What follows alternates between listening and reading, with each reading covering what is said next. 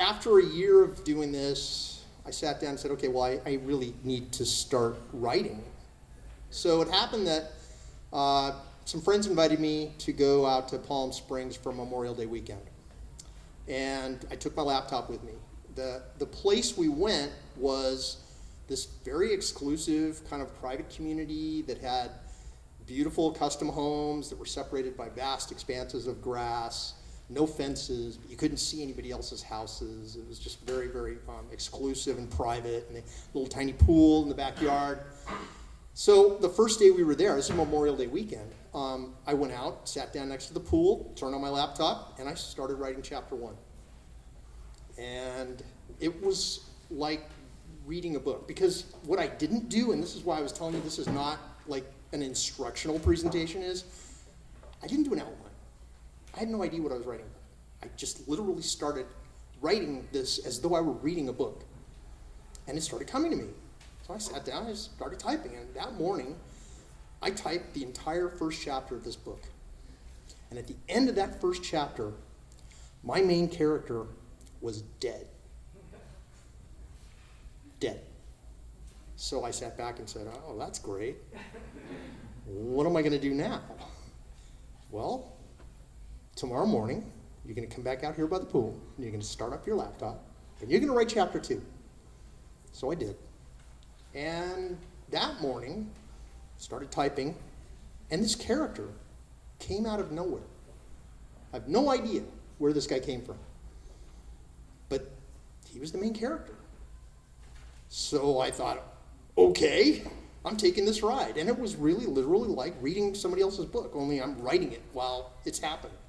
So one thing I did do also, incidentally, was the research part of it, which is really important. Doing the research on the microfiche and the microfilm, there's a guy, Guillermo del Toro, filmmaker and an author, and he was talking about doing research. And his comment was, in the day of the web, people who do their research exclusively by surfing websites, he says that's not adequate. You really need to dig deeper. And I gather there are people who do actually write books just by doing research on the internet, but I realized the limitations of just doing microfilm and microfiche research in books. So one of the things that happened because of my business travel, I actually got to go to a lot of places that, if not the actual story takes place, backstories. So a lot of this takes place the backstory takes place in New York City, for example. So I got to go there, and I got to see Little Italy. I got to walk up and down Hester Street and go into restaurants and feel what it feels like to be in New York City, which you don't get looking at books on or websites. And again, 25 years ago, there wasn't a web for me even to use for research. So I started writing, and it took me about a year. And the story just kind of like unfolded for me. And honestly, the story that I wrote at the time wasn't necessarily what is in the final book, which was important for me. I had this problem as a writer in that I wanted it to be perfect the first time, right? And that was true of me in a lot of respects. It really kind of impaired my creativity because you don't get it right the first time, especially when you do it like I was doing it, Because, what I was really doing was making soup, right? I took a year, gathered ingredients, put them in a pot. My friend calls it back burner soup, right? Just put it on the back burner and let it cook. That's what I was doing. So I had this project going on the back burner. And so the writing part took a year. And at the end of a year, I had a first draft. And I continued to work on it as often as I could. Now, here's one of the things that I will tell you. I wrote every day. Every day. Some days I was able to crank out a couple of pages, but I was working like we all do, and some days there wasn't a lot of time. But you know what? Even if I only had 5 minutes in the morning, I wrote a sentence because that kept me moving forward. And if you do that every day, hey, at the end of the week you've got a paragraph. So that was kind of how I approached it. So the Palm Springs trip ended up becoming part of the book. The house where we were staying was really spectacular, and the house that's in the book isn't exactly that house, but it was totally inspired by that house and the circumstances under which we found ourselves at that house. It all got incorporated into the soup. So one of the things that I learned about Palm Springs, interestingly enough, at doing more research, was they had this thing in Hollywood called the 2-hour rule. So it was written into contracts with actors and actresses that if they were going to leave town to go away, they could only travel no further than it would take them 2 hours to get back to Hollywood in case somebody needed them for retakes or publicity shots or the whim of some studio executive. So that's one of the reasons that Palm Springs became kind of like the getaway for the Hollywood elite. And that image of Stan Laurel, by the way, that image kind of like stuck and ended up in the book. Stan Laurel's a character, and he's wearing his yachting outfit. But more than that, once I got going on that, I thought, I love the golden age of Hollywood. I love all these old actors, and I grew up reading books about John Barrymore and Lon Chaney and Charlie Chaplin, and they're all in the book. They're all characters in the book. So after I'd written 3 drafts, I put it away. I decided, not sure what I'm doing, the soup is still cooking. I put it away, and about, 3 years later, I decided, all right, let's work on it some more. So I had to find a floppy drive. Does everybody here know what a floppy drive is?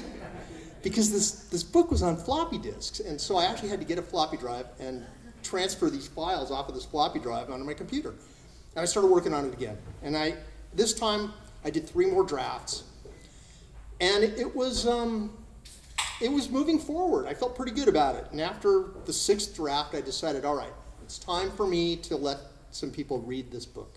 So I selected from among my friends the closest people who would give me honest feedback. And it was great. I got incredible encouragement. And so, except for one person, and this guy basically, Chris Keller, there he is right there. Chris called me up and he goes, hey, I'm reading your book. There's a historical inaccuracy. I was like, there is? And he said, yeah, Balboa Studio. Did you know Balboa, there was a movie studio in Long Beach? It's like a full production movie studio from 13 to 1918. He says, they were closed by the time your story takes place. And I thought, oh my God, I've screwed up. How did I make that mistake? And I was confronted with this situation where I'd actually written significant amounts of the book with this studio in Long Beach and people working at it and things happening around it. And I had to ask myself, well, do I just say writer's license? Or do I actually figure out a different way to approach this and change it? So after a couple of months of avoiding it, I decided, you know what, I need to actually change this. So I started working on a rewrite. So I did one entire draft in which I had to geographically restructure this story. So that was the entire draft. I don't remember how long that took me, but when I was done, thank you, Chris, I realized what had happened was I love Long Beach, okay? I love Long Beach. It took it out of Long Beach enough that it made it more broad in Southern California. So I think ultimately that makes it a stronger story. So then that was another draft. That was the 7th draft. I did some experimenting. This is one of the things. Writing this book was really, for me, learning how to write a book, because I'd never done it. I'd written screenplays. Screenplays are very different, though. Screenplays are almost like technical documents, instructing how to do something. Here, how to make this movie. Writing a book is not like that. So the next draft, I did an experiment. I knew the backstories of my characters, and I thought, what if I actually put interposed chapters in the book in which we go into the backstory of the character? You leave the current storyline, and now you're just dealing with the backstory of the character. So I did that. I had 4 chapters that were dealing with his childhood and what happened to him that led him to be who he is. I felt that was important. But when I read that draft back, I thought, it's great information, but it interrupts the flow of the story. So the next draft was taking those out. I literally removed the things that I had put in. So, funny thing happened, though, and that is that while the chapters were gone, the information that had been in those chapters that was discrete had kind of infected the rest of the book. So the information was still there, but now it was in a more subtle kind of way, presented in a different way, which I think worked better. I did a lot of experimenting. At one point, I think one of the last drafts, I tried going from third person to first person. I thought, I read somewhere that first person detective novels were hot. So mine's third person. Can't be too hard to convert it to first person, right? Guess what? There's a lesson right there. The point of view of a book is not just something you can globally change with take every you and make it an I. The point of view of the book is everything. And so after I tried doing that with one chapter, I said, this is stupid. This is not going to work. Okay, just take this as a lesson and move forward. Keep going.